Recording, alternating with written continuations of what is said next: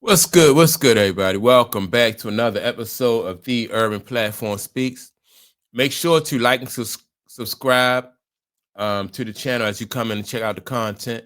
And with that being said, man, I want to speak on some comments that Paul Pierce recently made about LeBron James. And he's not the first, like you hear this going on right now. A lot of people think that because of the recent success the Lakers have had, they off to a really good, strong start this season. You seeing Austin Reeves really stepping his game up. He looked like he's more comfortable, without LeBron James being out there. And he's proven that even without Luka being out there, that he can be the guy to step up and take the big shot. I think one game he scored 51 game, then he come back and score 40 another game. So he is he proved that he's ready to step up.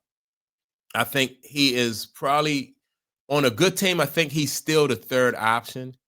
I think that the Lakers still need a number two, but you got your number one and you got your number three. Some nights Austin Reeves can probably be your number two, but on most nights I think I want him to be my number three option, especially on a championship team, right? If the Lakers get a bona fide number two, they are really I think they'll be championship contenders with a bona fide number two, right?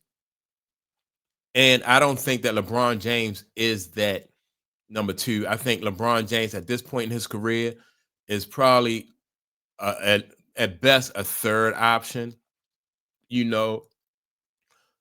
So, but like I said, Paul Pierce made some statements, and I'm going to play the statements. And then once I play the statements, I want to get back to, I want to make some comments because I think a lot of people are starting to, they're really starting to come out with this narrative about LeBron James. So let me play what Paul Pierce had to say about LeBron James and what the Lakers should do. And then I'm come back and give my commentary. If I'm the GM, I trade Bron. You ain't even got him on the court yet. Well, it's not gonna work. We already seen what it looked like last year. We got swept. You basically saying you don't want Bron. I'm just trying to develop for the future. So that's why we traded this year with this team. Yeah, they're gonna get swept this year. This team. With Bron or no Bron? With Bron. This team right now is the same team that if they play, I got Houston beating them. I got OKC better than them for sure. I got Denver better than them. And they might not want to see Golden State, a healthy Golden State team.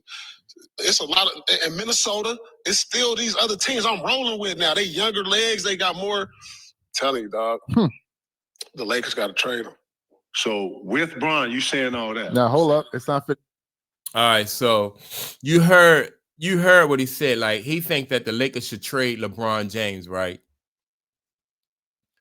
I don't know that there's any teams right now, especially a contender team, that will really want LeBron James.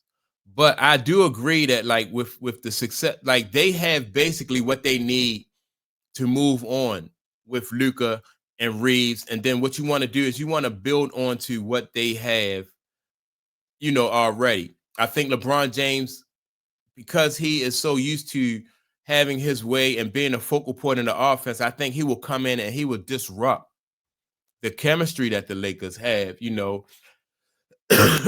and so because you can't expect a guy who's been playing one way for 23 years to come in there and say, all right, I'm just gonna give y'all what y'all need, when you need it, and I'm just gonna, play a role. I don't want to be the focal point of the offense. But LeBron James, and that's not a knock on LeBron James. It's just, and that's part of what made him successful as a basketball player.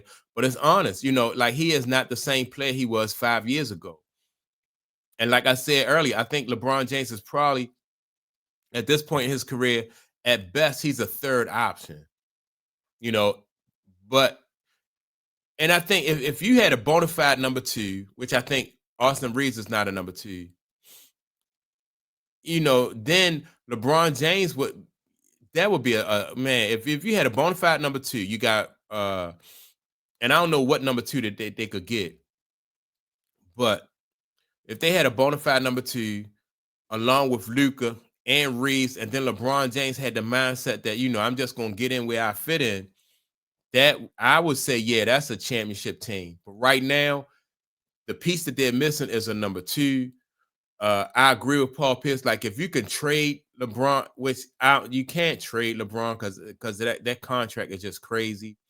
You're not going. It's not like Cleveland is going to give up Donovan Mitchell, or Boston is going to give up one of their superstars to come in here and help Luka. I don't see nobody giving up, because it's not a fair trade. Number one, and it's too much money. Like, LeBron contract is just too big for any team to be able to work out something like that. So I don't think that's going to happen. But I'm going to play some more. I'm going to play this again. What Paul Pierce was saying. Excuse me. I'm going to play what Paul. So let's listen to some more of what Paul Pierce had to say with about this situation.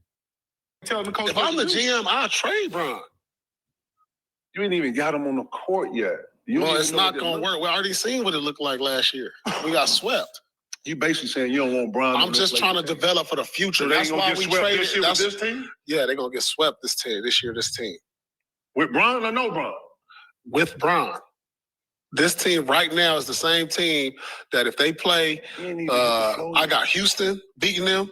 I got OKC better than them for sure. I got Denver better than them. And they might not want to see Golden State, a healthy Golden State team. All right. Now, he said that I watched Golden State, right? And I think Golden State, man, I think that window has closed for Golden State. Like, last year, I was really pushing for them because they got Jimmy Butler.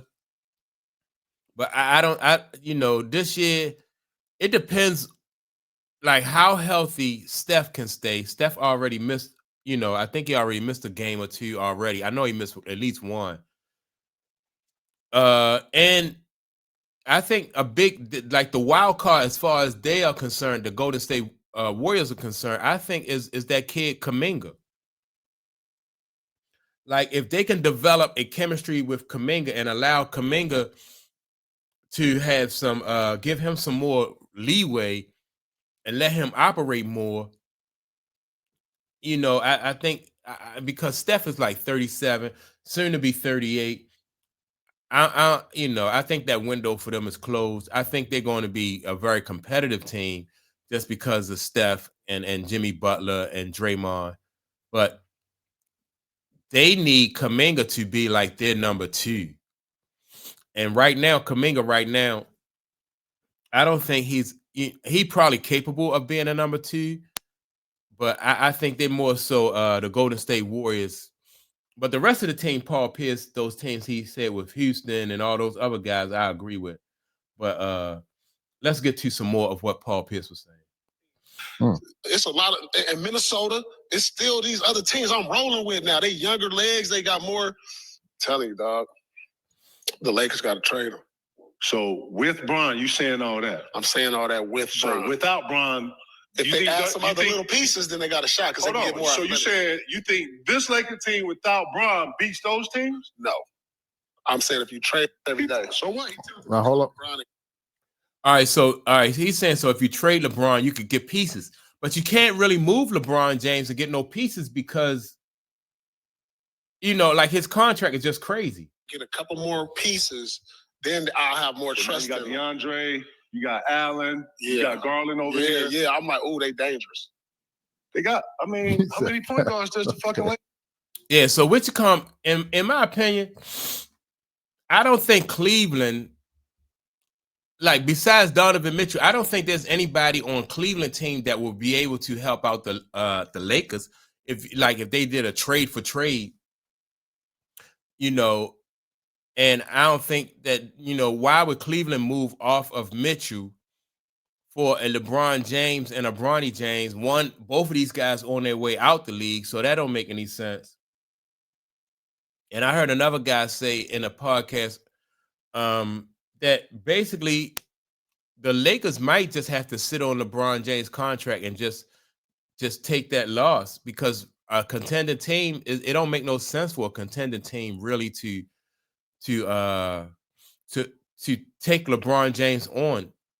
Cleveland could have did it if they wasn't. They could have did it for a nostalgic type situation, like he's coming home to retire, But Cleveland really don't need that. They got, they got a good team that's could possibly challenge to come out of that East. So, but I do think the Lakers going to move on from LeBron James, but I don't think it's going to be, I don't think it's going to be through trade. I think they're just going to, once that contract is up, then they're going to be like, well, we don't need LeBron James.